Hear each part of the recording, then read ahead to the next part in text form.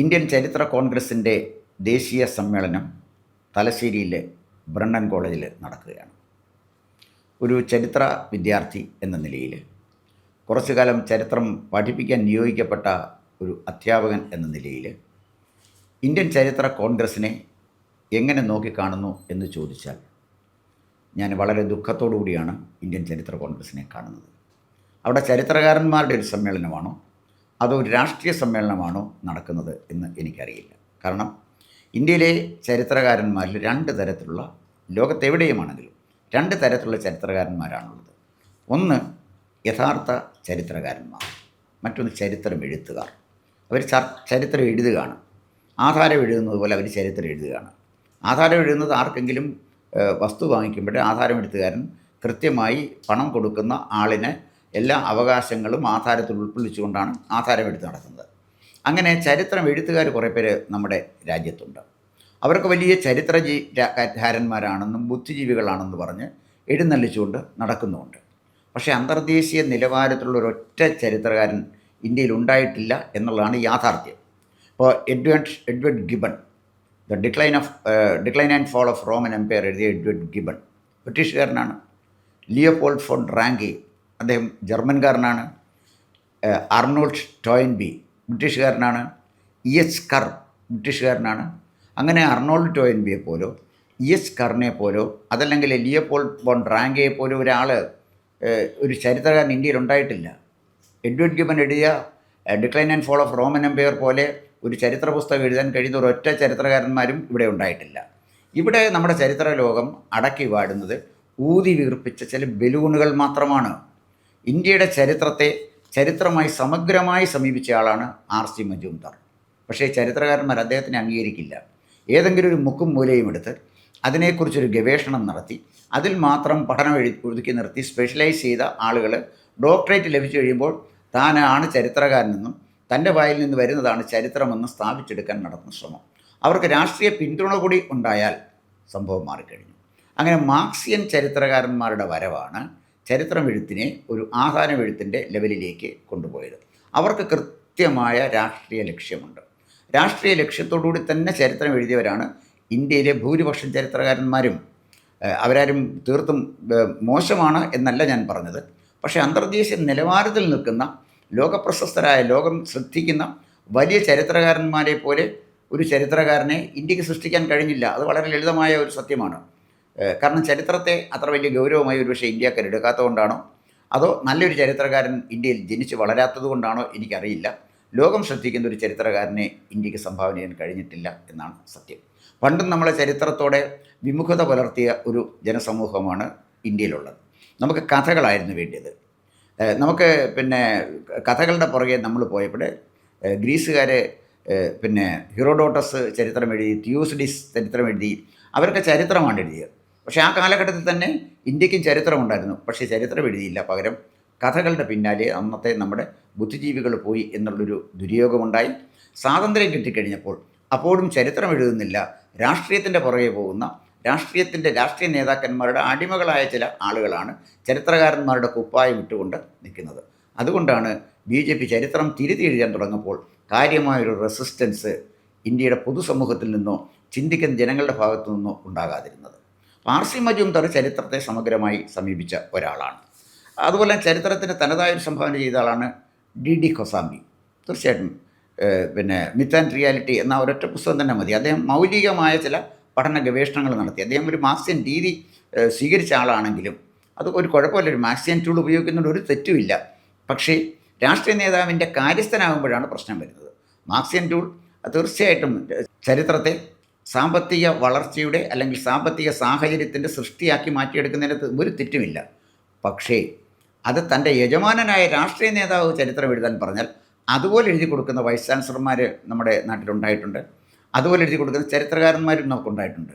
ഇപ്പോൾ മോൻസൺ മാവുങ്കലിൻ്റെ ചെമ്പ് പട്ടയത്തിൻ്റെ പടക്കം നിശ്ചയിച്ചത് വളരെ പ്രശസ്തനായ ഡോക്ടർ എം ആർ രാഘവ വാര്യരാണ്.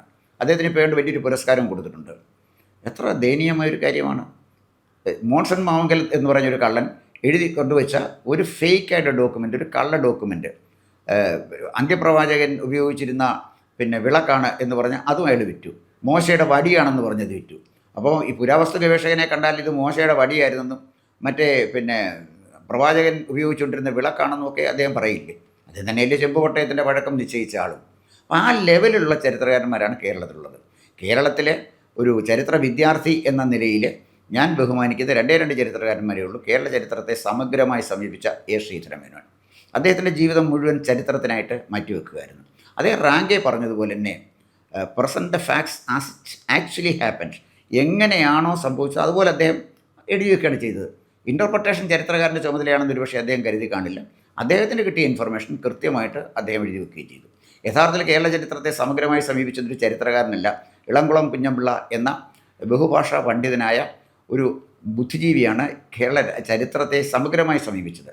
അതിൻ്റെ പിന്നാലെ വന്നവരാണ് ഇവരൊക്കെ വൈസ് ചാൻസലറാകാൻ, അല്ലെങ്കിൽ ICHR എവിടെയെങ്കിലും പദവിയിൽ എത്തിച്ചേരാൻ, അതല്ലെങ്കിൽ എന്തെങ്കിലും പുരസ്കാരങ്ങൾ കിട്ടാൻ വേണ്ടി ചരിത്രരചന ഉപജീവന മാർഗമായി സ്വീകരിച്ച ചരിത്രകാരന്മാരാണ് ബഹുഭൂരിപക്ഷവും കേരളത്തിലുള്ളത്.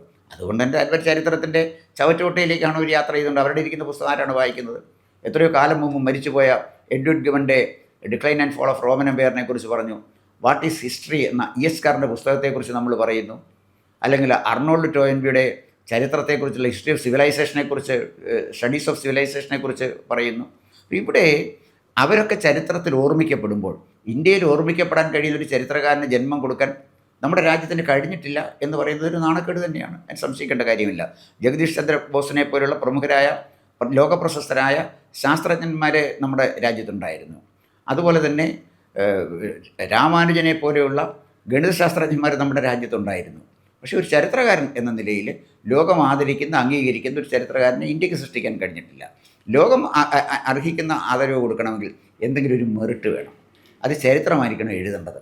അത്തരം ചരിത്രം എഴുതാൻ നമ്മുടെ നാട്ടിലെ ചരിത്രകാരന്മാർക്ക് കഴിയാതെ പോയതിൻ്റെ ഒരു ദുര്യോഗമാണ് നമ്മൾ ഇന്നിപ്പോൾ കണ്ടുകൊണ്ടിരിക്കും. ഇപ്പം നല്ല ചരിത്ര വിദ്യാർത്ഥി എന്നുള്ള നിലയിൽ ഓർമ്മിക്കാൻ കഴിയുന്ന ചില ആളുകളുണ്ട്. സൗത്ത് ഇന്ത്യൻ ഹിസ്റ്ററിയെക്കുറിച്ച് KA നീലകണ്ഠ ശാസ്ത്രികൾ എഴുതിയ പുസ്തകമുണ്ട്. ബിപിൻ ചന്ദ്ര എഴുതിയ പുസ്തകം അദ്ദേഹത്തിൻ്റെ പരിമിതികൾക്കകത്തൊക്കെ നിന്നാണ് എഴുതിയതും വളരെ കുറച്ച് ബയാസ്ഡ് ആണെങ്കിലും ബിപിൻ ചന്ദ്ര എഴുതിയ പുസ്തകം താരതമ്യേന നല്ല പുസ്തകം തന്നെയാണ്. റോമില താപ്പർക്ക് കടുത്ത രാഷ്ട്രീയ വീക്ഷണമുണ്ടെങ്കിലും റോമില താപ്പറും കുറച്ച് സംഭാവനകൾ ചെയ്തിട്ടുള്ള ആളാണ്. പക്ഷേ ഞാൻ പറഞ്ഞു വന്നത്, ഇതൊന്നും ഒരു അന്തർദേശീയ നിലവാരത്തിലേക്ക് എത്തിക്കാൻ കഴിയുന്ന ചരിത്രകാരന്മാർ നമ്മുടെ ചരിത്രം സംഭാവന ചെയ്തിട്ടില്ല. ചരിത്രം സംഭാവന ചെയ്ത മതമൗലികവാദികളുമുണ്ട്, കടുത്ത മതമൗലികവാദികൾ, മതഭീകരന്മാർ, തീവ്രവാദികൾ. അത്തരത്തിലൊരാളാണ് ഇർഫാൻ ഹബീബ്. അദ്ദേഹത്തിന് ചരിത്രകാരനാണെന്ന് ചരിത്ര വിദ്യാർത്ഥി എന്നുള്ള നിലയിൽ എനിക്ക് പറയാൻ പറ്റില്ല. അതങ്ങനെ പറയാൻ പറ്റുന്നു. ഉസാമ ബിൻ ലാദൻ ചരിത്രകാരനായാൽ പുസ്തകം എഴുതിയാൽ അത് ചരിത്ര പുസ്തകമാണെന്ന് പറയാൻ എനിക്ക് പറ്റുമെന്ന് എനിക്ക് തോന്നുന്നില്ല.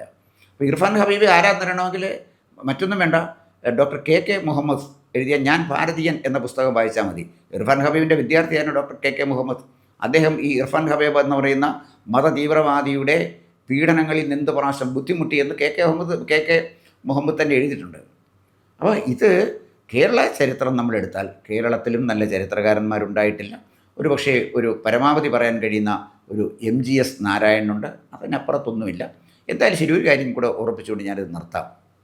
ബ്രണ്ണൻ കോളേജിലെ ഹിസ്റ്ററി കോൺഗ്രസ് ഉദ്ഘാടനം ചെയ്തുകൊണ്ട് ബഹുമാനപ്പെട്ട കേരളത്തിലെ മുഖ്യമന്ത്രി പറഞ്ഞത്, ഇന്ത്യൻ സ്വാതന്ത്ര്യത്തിന് വേണ്ടി പോരാടിയ, ബ്രിട്ടീഷ് സാമ്രാജ്യത്തിനെതിരെ പോരാടിയ വാര്യംകുന്നത്ത് കുഞ്ഞഹമ്മദ് ഹാജിയെയും അലി മുസ്ലിയാർക്കും ഒന്നും അർഹിക്കുന്ന പ്രാധാന്യം കിട്ടിയിട്ടില്ല എന്ന് പിണറായി വിജയൻ ഒരു സ്റ്റേറ്റ്മെൻറ്റ് നടത്തിയാൽ പിറ്റേ ദിവസം കേരള സർവകലാശാലകളിലെ ചരിത്രകാരന്മാർ അതനുസരിച്ച് ചരിത്രം എഴുതാൻ തുടങ്ങും. ഇവരെ എങ്ങനെ ചരിത്രകാരന്മാരാണെന്ന് പറയുന്നത്?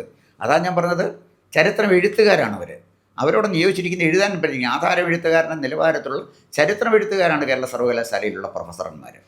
ഒരൊറ്റ പ്രൊഫസർക്ക് ഈ ഒരു അന്തർദേശീയ നിലവാരത്തിലോ ഒക്കോട്ടെ ഉത്തരേന്ത്യയിലെ നല്ല ചരിത്രകാരന്മാരുടെ ലെവലിലോ പോലെ എത്തുന്ന ഒരു ചരിത്രകാരനും കേരള യൂണിവേഴ്സിറ്റിയിൽ ഇല്ല. MGS നാരായണനെ ഒഴിച്ചു നിർത്തിയാൽ അതാണ് വാസ്തവം. ഇവിടെ അദ്ദേഹം കുഞ്ഞഹമ്മദ് ഹാജിയെക്കുറിച്ചും വാര്യംകുന്നത്ത് കുഞ്ഞഹമ്മദ് ഹാജിയെക്കുറിച്ചും അലി മുസ്ലിയാരെക്കുറിച്ചും പറഞ്ഞ 2026 നടക്കാൻ പോകുന്ന തെരഞ്ഞെടുപ്പ് മുന്നിൽ കണ്ടുകൊണ്ടാണ്. എന്തുകൊണ്ട് അദ്ദേഹം അബ്ദുൾ റഹ്മാൻ സാഹിബിനെ കുറിച്ച് പറഞ്ഞില്ല? മലബാറിലെ മതേതരത്വം നിലനിർത്തുന്നതിന് വേണ്ടി പൊരുതിയ അബ്ദുൾ റഹ്മാൻ സാഹിബിനെ എന്തുകൊണ്ട് അദ്ദേഹം അനുസ്മരിച്ചില്ല? ഇന്ത്യ വിഭജിക്കപ്പെടരുത് എന്നാഗ്രഹിച്ച അബ്ദുൾ റഹ്മാൻ സാഹിബിനെ എന്തുകൊണ്ട് അദ്ദേഹം ഓർത്തില്ല? മഹാത്മാഗാന്ധി നേരിട്ട് വിളിച്ചു വരുത്തി സംസാരിച്ചിട്ടുള്ളതാണ് അബ്ദുൾ റഹ്മാൻ സാഹിബ്. അദ്ദേഹത്തിന് കോഴിക്കോട് അന്ന് മുനിസിപ്പാലിറ്റിയാണ്, അവിടെ നടന്ന തെരഞ്ഞെടുപ്പിൽ അബ്ദുൾ റഹ്മാൻ സാഹിബ് ഹിന്ദുക്കൾ ഭൂരിപക്ഷമുള്ള ഒരു വാർഡിൽ തോൽപ്പിക്കാൻ കോൺഗ്രസ്സുകാർ ശ്രമിച്ചപ്പോൾ അതേ വാർഡിൽ മത്സരിച്ച് അദ്ദേഹം അവിടെ അദ്ദേഹത്തിനെതിരായി നിന്ന ഒരു വലിയ ജന്മിയെ തോൽപ്പിച്ചുകൊണ്ട് വലിയ ഭൂരിപക്ഷത്തിൽ ജയിച്ച ആളാണ് അബ്ദുൾ റഹ്മാൻ സാഹിബ്. അകാലത്തിൽ മറഞ്ഞുപോയ ഒരു മഹാപ്രതിഭയും രാജ്യസ്നേഹിയും ധീരനായ ദേശാഭിമാനിയും ദേശീയ സ്വാതന്ത്ര്യ സമര നായകനുമായ അബ്ദുൾ റഹ്മാൻ സാഹിബിനെ ഓർക്കുന്നില്ല, മൊയ്ദ് മൗലവിയെ ഓർക്കുന്നില്ല, വക്കം അബ്ദുൽ ഖാദറിനെ ഓർക്കുന്നില്ല. വക്കം അബ്ദുൽ ഖാദർ ബ്രിട്ടീഷ് പട്ടാളക്കാർ പിടിച്ചു കൊണ്ടുപോയി തൂക്കിലേറ്റിയപ്പോൾ വന്ദേമാതരം പാടി തൂക്കുകയർ സ്വീകരിച്ച ആളാണ് വക്കം അബ്ദുൽ ഖാദർ. അവരുടെ ആരുടെയും കൂടെ അവരെ ഒന്നും അനുസ്മരിക്കാതെ വാര്യംകുന്നത്ത് കുഞ്ഞഹമ്മദുകാരെയും അലി മുസ്ലിയാരെയും ആദരിക്കാൻ പോകുന്നതിൻ്റെ പിന്നിൽ ചരിത്രമല്ല, രാഷ്ട്രീയമാണുള്ളത്.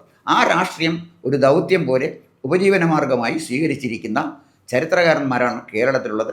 ഈ ചരിത്രകാരന്മാർ പറയുന്ന അർത്ഥസത്യങ്ങളും അസത്യങ്ങളും പച്ചക്കള്ളങ്ങളും ചരിത്രമല്ല എന്നുള്ളതാണ് ഒരു ചരിത്ര വിദ്യാർത്ഥി എന്നുള്ള നിലയിൽ എനിക്ക് തോന്നിയിട്ടുള്ളത്. കൂടുതൽ വാർത്തകളും വിശേഷങ്ങളും നേരിട്ട് ലഭിക്കാൻ ജനങ്ങളിൽ നിന്ന് ജനങ്ങളിലേക്ക് ജനഭൂമി ന്യൂസ് സബ്സ്ക്രൈബ് ചെയ്യൂ. ബെൽ ബട്ടൺ അമർത്താനും മറക്കരുത്.